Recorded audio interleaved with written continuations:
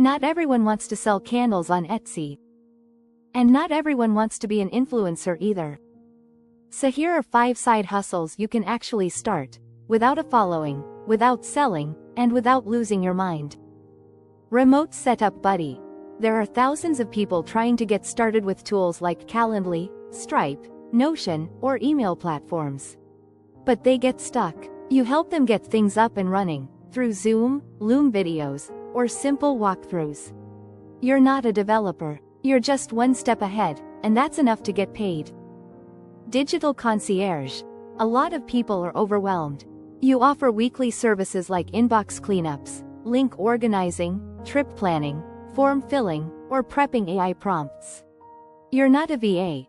You're a calm brain people borrow for $50 to $150 a week. Use it for them accounts.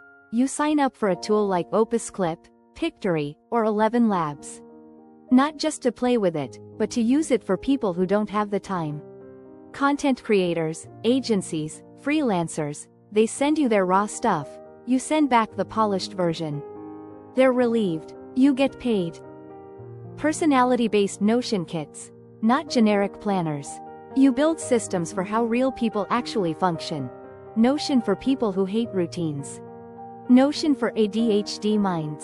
Notion for digital hoarders. You're not selling a template, you're solving a mental block. Quiet creator newsletters. Pick a niche. AI tools, weird websites, remote gigs.